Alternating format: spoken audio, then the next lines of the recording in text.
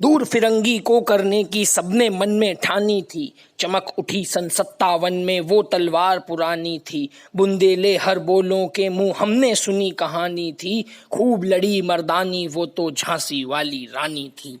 दोस्तों, ये पंक्तियां समर्पित हैं सुभद्रा कुमारी जी द्वारा भारत के प्रथम स्वतंत्रता संग्राम में चंडी का रूप धारण करने वाली रानी लक्ष्मीबाई को।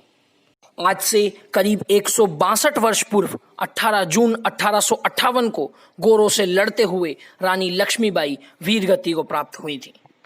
आज के इस वीडियो में मैं आपको रानी लक्ष्मीबाई के बारे में 11 दिलचस्प तथ्य बताने जा रहा हूं। नमस्कार दोस्तों, मैं प्रखर गुप्ता आप सभी का स्वागत करता हूं प्रखर की पाठशाला में।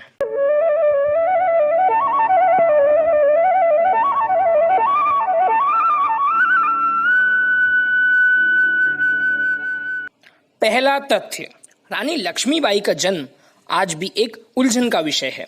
मेरी रिसर्च में मैंने पाया कि उनका जन्म 19 नवंबर 1828 को वाराणसी में मोरोपंत तांबे और भागीरथी सापरे के घर हुआ था। हालांकि एक वर्ग का यह भी मानना है कि उनका जन्म 19 नवंबर 1835 को हुआ था। दूसरा तथ्य, जन्म के समय उनके माता पिता ने उनका नाम मणिकर्णिका रखा था, जो कि विवाह के बाद बदलकर लक्ष्मीबाई रखा गया। उन्हें उनके करीबी मनु कह के भी पुकारते थे। तीसरा तथ्य, महज 4 वर्ष की अल्पायु में उनकी मां का निधन हो गया, जिसके बाद उनके पिता उन्हें पेशवा बाजीराव द्वितीय के दरबार में अपने साथ ले जाने लगे, जहां उन्होंने नाना साहेब और तात्या तोपे के साथ ही शस्त्र विद्या, घुड़सवारी और युद्ध के कई बारीक गुण सीखे थे।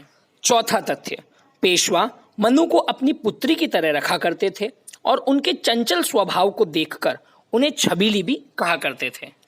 पांचवा तथ्य, 1842 में मनु का विवाह झांसी के राजा गंगाधर नेवलकर के साथ हुआ, जिसके बाद माता लक्ष्मी के नाम पर उनका नाम लक्ष्मीबाई रखा गया। छठा तथ्य, 1851 में उन्होंने एक पुत्र को जन्म दिया, जिसका नाम दामोदर राव रखा गया, पर दुर्भाग्यवश वह महज 4 माह की आयु में ही मृत्यु को प्राप्त हुए। इसके बाद राजा गंगाधर राव और रानी लक्ष्मीबाई ने उनके भाई से पुत्र गोद लिया, जिसका नाम आनंद राव से बदलकर दामोदर राव रखा गया। 1853 में महाराज अपनी मृत्यु से कुछ दिन पूर्व ही इन्हें अपना उत्तराधिकारी घोषित कर चुके थे।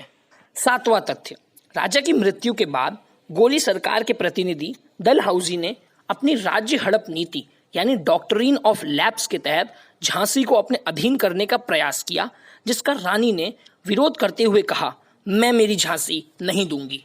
आठवां तथ्य, मई 1857 में भारत का प्रथम स्वतंत्रता आंदोलन प्रारंभ हुआ। रानी लक्ष्मीबाई ने सितंबर 1857 में पड़ोसी राज्य ओरछा और दतिया को युद्ध में धूल चटाने के बाद मार्च 1858 में अंग्रेजों के साथ 2 सप्ताह का भीषण युद्ध करके, जिसका परिणाम स्वरूप दोनों ने झांसी पर कब्जा कर लिया और रानी को दामोदर राव को लेकर तात्या तोपे के पास कालपी भागना पड़ा।